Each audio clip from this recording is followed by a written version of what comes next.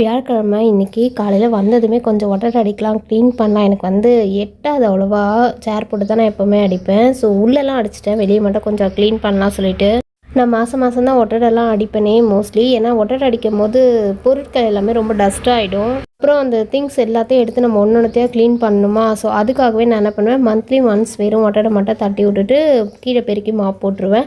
இன்றைக்கி வெளியே ஒட்டடையாக இருந்ததுனால ஷட்டர் க்ளோஸ் பண்ணிவிட்டு அப்படியே வெளியே இருக்க ஒட்டடையை தட்டி விட்டு வெளியெல்லாம் பெருக்கிட்டு வாசல் கழுவி கோலம் போட்டுட்டு அதுக்கப்புறமா விளக்கேற்றலான்னு.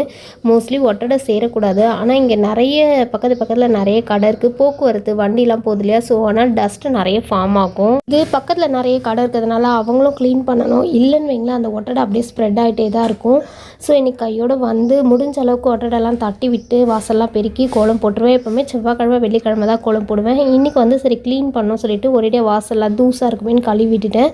கையோடு கோலம் போட்டுட்டு தசங்கம் சாம்பிராணி எப்போவுமே எப்படி ஏற்றி வைப்பேனோ அதை ஏற்றி வச்சுருக்கேன். வெள்ளிக்கிழமை செவ்வாய்க்கிழமை கண்டிப்பாக விளக்கு ஏற்றி வைப்பேன். இங்கே வந்து நிறைய அந்த புகை மூட்டமாக இருந்தாலே அந்த ஸ்பைடர் நிறைய ஃபார்ம் ஆகுது. பொருட்கள் எல்லாம் ரொம்ப டஸ்ட் ஆகிட்டா க்ளீன் பண்ணுறது ரொம்ப கஷ்டம். இந்த எல்லாத்தையும் எடுத்து நான் ரேக்காக ஒரு நாள் ஒரு ரேக் க்ளீன் பண்ணுவேன்.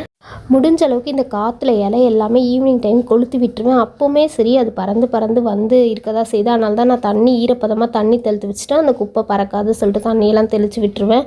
அந்த இலையெல்லாம் பெருக்கி ஓரமாக காஞ்சதுக்கப்புறம் ஈவினிங் கொளுத்தி விட்டுருவேன். ஏன்னா குப்பையும் சேர்த்து வைக்க மாட்டேன். அந்த குப்பை இலைலாம் வந்து அப்படியே பறந்து கடையாண்ட வந்து தான் நிற்கும்னு சொல்லிட்டு நான் க்ளீனாக பெருக்கி க்ளீனாக வச்சுப்பேன்.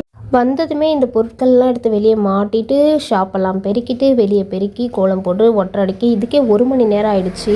நமக்குலாம் ஒரு வேலையை கண்ணு பார்த்தா கை செய்யணும்னு எங்கள் அம்மா சொல்லுவாங்க. அதே மாதிரி சும்மா இருக்கிறதுமே எனக்கு பிடிக்காது. ஏதாவது ஒரு வேலை செஞ்சுட்டே தான் நான் இருப்பேன். இதுவுமே ஒரு எக்ஸசைஸ் மாதிரி தான் வச்சுக்கோங்களேன். சும்மா உட்காந்து செல்லு பார்த்துட்டே இருக்கணும் அப்படின்லாம் இல்லை. கொஞ்ச நேரம் பார்ப்பேன், கொஞ்ச நேரம் எடுத்து வச்சுட்டு அடுத்து என்ன வேலை செய்யலாம் அப்படின்னு யோசிப்பேன். எல்லாருக்குமே வந்து இந்த மாதிரி கோலம் போடுறதே ஒரு ட்ராயிங் ஹேபிட் தான் சொல்லுவாங்க. அழகழகாக கோலம் போடலாம், கலர் கோலம் போடலாம், கலர் சாக்கில் கூட போடலாம். வாசல் எப்பவுமே மங்களகரமாக ஏதாவது ஒரு கோலம் இருக்கணும். சாக்கில் போட்டோன்னா கலையாமல் இருக்கும். ஏன்னா டாக்லாம் வந்து படுக்குமா, அதனால் கலையாமல் இருக்கிறதுக்கு ஈரமாக இருக்க சாக்கில் கோலம் போட்டுருவேன். எப்போவுமே நிறைய நல்ல வாசனையாக இருக்க இடத்துலலாம் லக்ஷ்மி வந்து வாசம் செய்வாள்னு சொல்லுவாங்க. ஸோ எப்போவுமே நம்மளுடைய ஷாப்பில் வந்து தசங்கமும் ஊதுவத்தியும் ஏற்றி வச்சுருவேன். மங்கள் தீப்பு நல்ல வாசனையாக இருக்கும். வெளியே வரைக்கும் அந்த மனம் வந்து நல்லா வீசும். அப்புறமா வந்து கொஞ்ச நேரம் கழித்து என்ன பண்ணுவேன், எப்போயாவது நான் வந்து இந்த மோஸ்ட்லி இந்த ஸ்ப்ரே ஐட்டம் இதெல்லாம் யூஸ் பண்ணவே மாட்டேன். அந்த ரூம் ஸ்ப்ரே அதெல்லாம் யூஸ் பண்ணவே மாட்டேன்.